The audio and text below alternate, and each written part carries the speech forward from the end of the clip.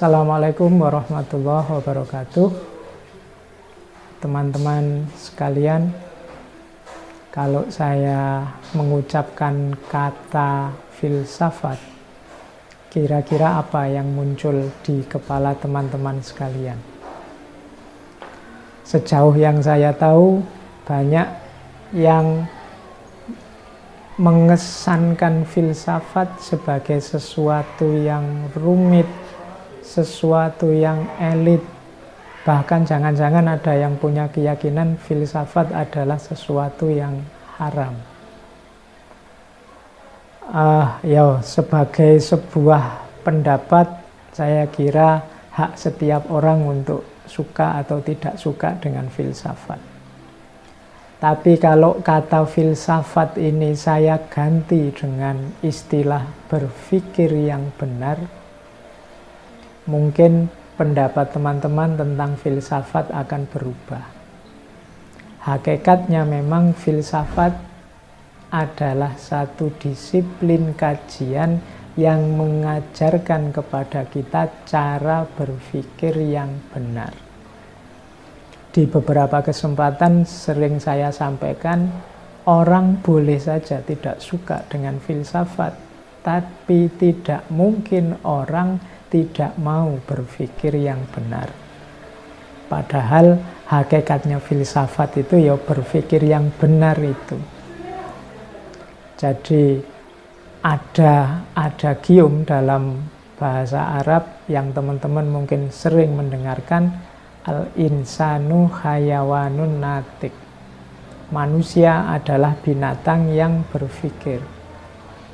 Jadi berpikir adalah penciri utamanya manusia. Berarti ketika seseorang kehilangan kualifikasi dirinya dalam berpikir, dia tinggal hayawannya, tinggal unsur kehewanannya. Dari titik ini sebenarnya bisa kita simpulkan bahwa filsafat itu sangat penting untuk kehidupan kita. Dulu filsafat ini dihidupkan antara lain oleh para tokoh Yunani dalam rangka mengkritik cara hidup yang serba mitologis, serba mitos.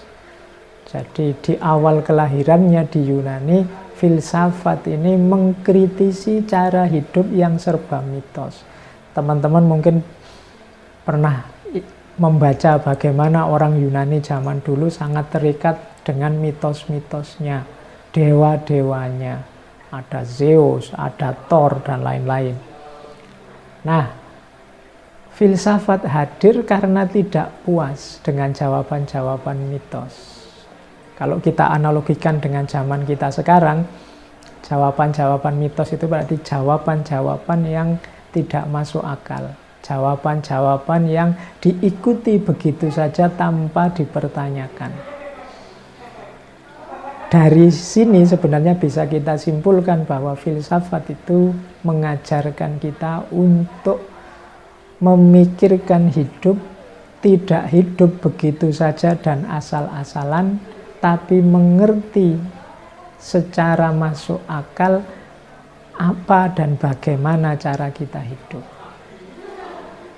Dulu orang di zaman Yunani itu merasa gelisah dengan kehadiran hidup yang serius dan kritis ini, sehingga bahkan tokoh utamanya zaman itu yang namanya Sokrates banyak dibenci orang, bahkan sampai dieksekusi.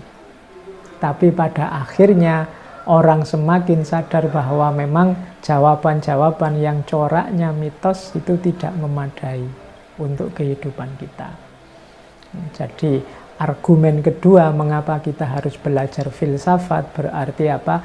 Kita dituntut untuk hidup secara serius, tidak asal-asalan, tidak hanya ikut-ikutan.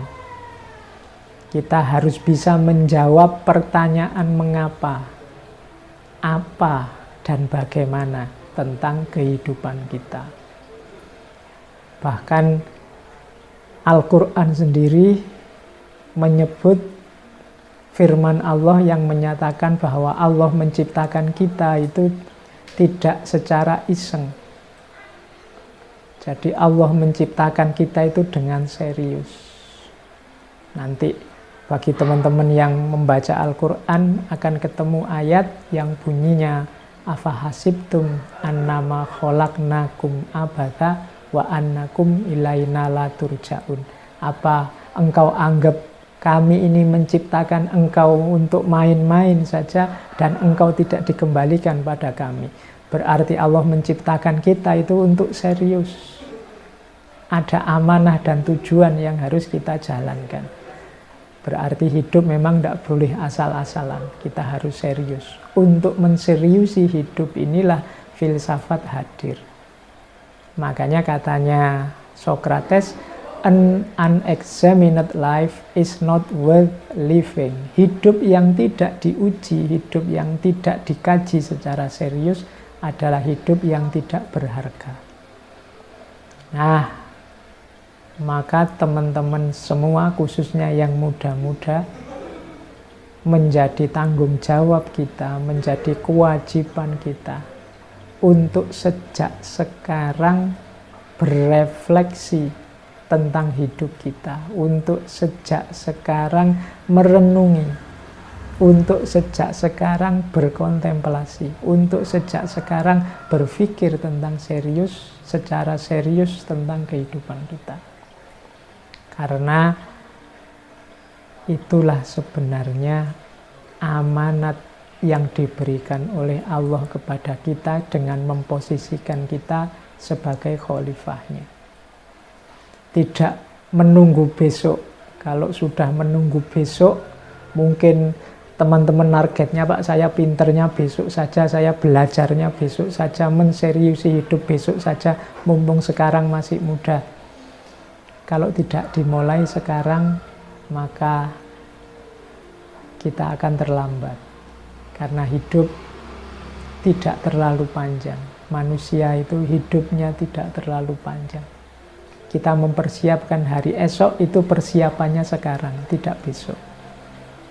Jadi untuk teman-teman muda, menurut saya filsafat adalah salah satu bidang yang penting untuk diselami, khususnya dalam rangka kita menseriusi hidup, dalam rangka kita mendalami hidup secara serius. Jadi teman-teman muda, sudah saatnya untuk mulai belajar filsafat.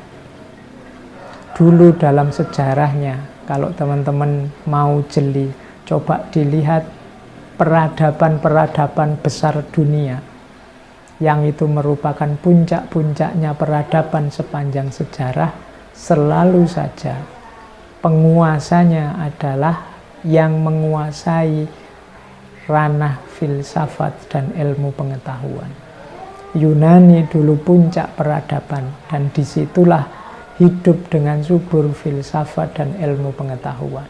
Romawi yang nanti melahirkan peradaban besar Eropa juga begitu. Islam dulu jadi penguasa, jadi puncaknya peradaban dunia ketika filsafat dan ilmu pengetahuan hidup. Dan sampai hari ini, di mana peradaban jaya, disitulah filsafat dan ilmu pengetahuan hidup.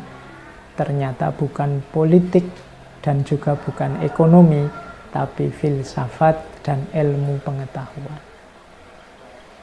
Baik, saya kira itu teman-teman sedikit pengantar dari saya untuk memprovokasi teman-teman, untuk mendorong teman-teman serius dengan hidup, serius berpikir tentang hidup dengan cara belajar filsafat. Saya akhiri sekian, sedikit uraian pemancing dari saya. Kurang lebihnya mohon maaf. Wassalamualaikum warahmatullahi wabarakatuh.